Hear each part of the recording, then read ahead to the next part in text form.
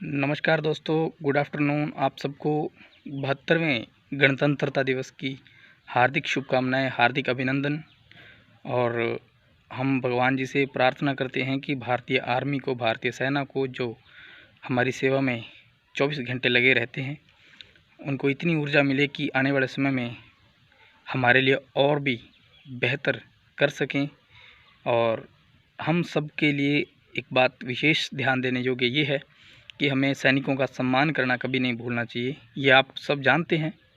और मैं आपके लिए आज 2-3 महत्वपूर्ण बातें लेकर के आया हूँ कि अगर मान लो कि अभी अपना रीट एग्ज़ाम जो 25 अप्रैल को आने वाला है, आज से फिक्स 3 महीने बचे हैं। इन 3 महीनों में अपने को 2-3 बातों को थोड़ा विशेष रूप से ध्यान रखना है। अगर आप इन बातों को फॉलो कर रहे हैं, कर सकते हैं, तो इसमें बहुत ज़्यादा फ़ायदा आपको भी मिलेगा। और यदि आप इस वीडियो को भी शेयर करेंगे तो आपके साथ साथ कुछ और जो कैंडिडेट हैं, जो अपने आप जैसे, हम सब जैसे जो तैयारी कर रहे हैं, उनको छोटे से सुझाव की वजह से हो सकता है उनकी ज़िंदगी में कोई बड़ा परिवर्तन आ जाए, पॉजिटिव परिवर्तन आ जाए।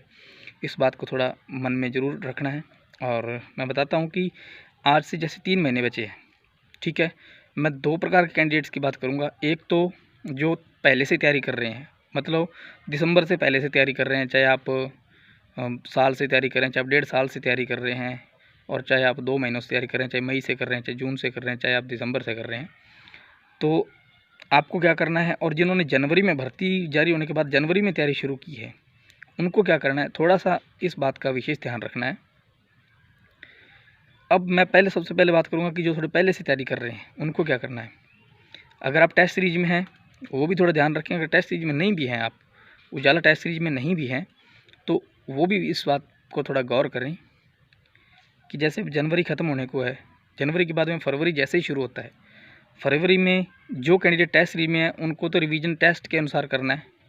इसके अलावा आपको और क्या करना है वो भी बता देता हूँ। जो टेस्ट सीरीज में नहीं है, तो आप भी फरवरी में रिवीजन पर फोकस कीजिए। और 1 फरवरी में एक काम और करना है। एक तो आपको रिवीजन करना है, ठीक है। एक काम आपको कौन सा करना है कि जो टॉपिक आपको हार्ड लगते हैं या भी रीड के लिए जो नए सिलेबस के अंदर नए टॉपिक ऐड हुए हैं, उन टॉपिक्स पर थोड़ा विशेष फोकस कीजिए। उन टॉपिक्स को साथ साथ में कवर कीजिए रिवीजन के साथ साथ में, तो बेहतर रहेगा। फरवरी में ये काम करना है।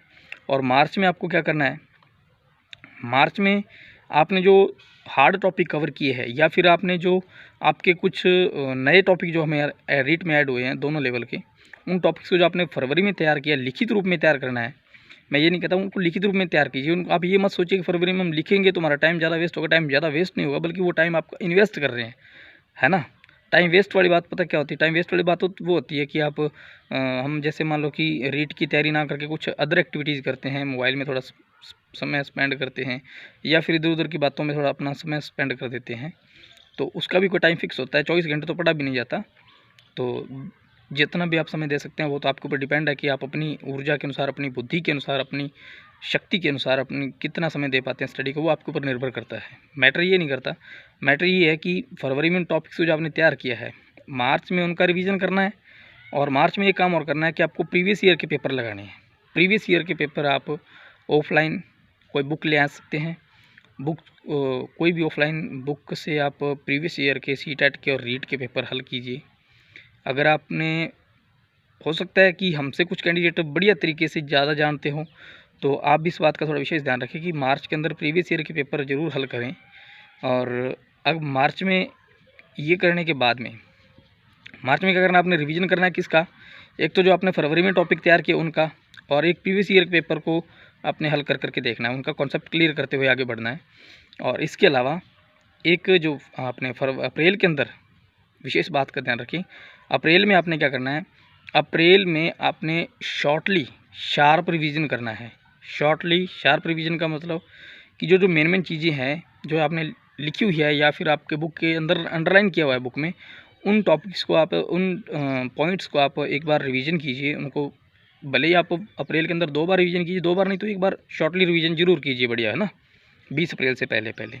ये बात मैं टेस्ट सीरीज वालों के लिए भी कर रहा हूँ, उनके बाद में बिना टेस्ट सीरीज वालों को भी ऐसा ही करना है। और एक चीज़ मैं आपको विशेष बात बता दूँ कि जैसे 21 अप्रैल को ना उजाला टेस्ट सीरीज, जो कि ऑथेंटिक आरबीएसई पाठ्यक्रम पर आधारित चल रही है, लंबे समय से चल रही है, 8 मार्च 2019 से चल रही है, सॉरी 8 मार्च 2020 से चल रही है। तो 21 अप्रैल को क्या होगा, 21 अप्रैल को एक 150 प्रश्न का बड़ा टेस्ट लगाया जाएगा। कुछ लोग सोचते हैं कि जैसे एग्ज़ाम के नज़दीक ला करके टेस्ट ना लिया जाए, उससे थोड़ा साइकोलॉजिकल प्रेशर आता है, अगर नंबर कम आते हैं तो वो थोड़ा डिप्रेशन में चले जाते हैं कैंडिडेट्स, लेकिन ऐसा नहीं होता। जो अपना 21 तारीख को टेस्ट लगेगा, वो टेस्ट आपके लेवल के अनुसार टेस्ट लगेगा। आपका मानसिक प्रेशर कम करने के लिए वो टेस्ट लिया जाएगा। आपको 25 अप्रैल से पहले मानसिक रूप से तत्पर करने के लिए, मानसिक रूप से तैयार करने के लिए वो टेस्ट लिया जाएगा। मानसिक तनाव, मानसिक दबाव को कम करने के लिए वो टेस्ट लिया जाएगा और आपके कॉन्फिडेंस लेवल को डेवलप करने के लिए वो टेस्ट लिया जाएगा। तो 21 अप्रैल को तैयार रहें। 21 अप्रैल का जो टेस्ट होगा वो टेस्ट सीरीज वाले कैंडिडेट्स जो हैं पैड ग्रुप में, उनके साथ साथ में ये टेस्ट सभी के लिए लगेगा। जो भी उजाला ग्रुप का कैंडिडेट है, उजाला ग्रुप में ये टेस्ट आपको ऑफलाइन मिल जाएगा व्हाट्सअप ग्रुप के माध्यम से। तो आप उस पेपर को जरूर हल करें। उस पेपर को हल करने से आपको बहुत कुछ साथ में तो आपका रिवीजन हो जाएगा और उसके साथ साथ आपको मानसिक रूप से जो दबाव है, मानसिक रूप से जो तनाव है वो कम हो जाएगा, है ना। ये काम आपको अप्रैल में करना है और अंतिम 3-4 दिन में आपने बस अपने आप को थोड़ा सा क्या है कि शॉर्टली रिवीजन। तो 21 अप्रैल को सब कैंडिडेट तैयार रहें, चाहे आप टेस्ट सीरीज में हैं, चाहे आप टेस्ट सीरीज का हिस्सा नहीं भी हैं। उजाला ग्रुप के सभी कैंडिडेट जो भी उजाला ग्रुप में हैं, 21 अप्रैल को तैयार रहें। इसके अलावा मैं बात करूं जिन्होंने दिसंबर के बाद में यानी जनवरी में रीट वैकेंसी जारी होने के बाद में अपना पाठ्यक्रम शुरू किया है, उन्होंने भी बहुत बड़ी उम्मीदें रखी है। तो बहुत अच्छी बात मानता हूँ कि आप भले ही जनवरी से तैयारी कर रहे हैं, लेकिन जनवरी के बाद में भी सिलेक्शन लिया जा सकता है, ऐसा कुछ नहीं है। तो आपको क्या करना है, आपने जनवरी से लेकर 15 फरवरी तक तो अपने मतलब एक बार सिलेबस कवर करना है अपने अनुसार, है ना। सिलेबस 15 फरवरी तक हो जाना चाहिए। 15 फरवरी से 15 मार्च तक आपको क्या करना है, उस जो आपने सिलेबस कवर किया है उस सिलेबस का आपने रिवीजन करना है 15 फरवरी से 15 मार्च तक। और मार्च से लेकर के आपको 25 अप्रैल से पहले मतलब मार्च के बाद में आपको एग्ज़ाम तक क्या करना है, आपको पुनः रिवीजन करना है।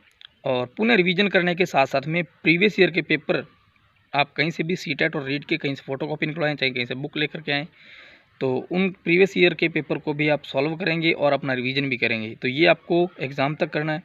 इन 2-3 छोटे-छोटे बातों को थोड़ा सा विशेष रूप से ध्यान रखते हैं तो हो सकता है कि इससे बहुत बड़ा परिवर्तन आपकी ज़िंदगी में आए और बहुत एक सिलेक्शन के काबिल आपको बना दे ये छोटी सी बात।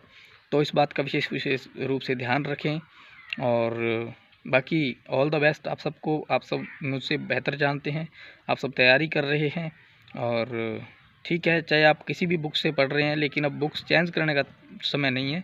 लेकिन जो लंबे समय से तैयारी करते हैं उनके अगर मन में है कहीं ना कहीं कि कोई अच्छी सी बुक पढ़ी जा सके, तो आप कोई प्रश्नोत्तरी की कोई बुक ला सकते हैं। वो आपके ऊपर डिपेंड करता है, वो सब आपके ऊपर डिपेंड करता है आपको क्या करना है। लेकिन भविष्य में जो तैयारी के रूप में आपको क्या करना है उसका मैंने छोटा सा सुझाव आपको दिया है, उस बात को थोड़ा सा विशेष रूप से ध्यान रखें। और बाकी ऑल द बेस्ट। एक बार फिर से गणतंत्रता दिवस की आप सबको ढेर सारी शुभकामनाएं। जय हिंद, जय भारत।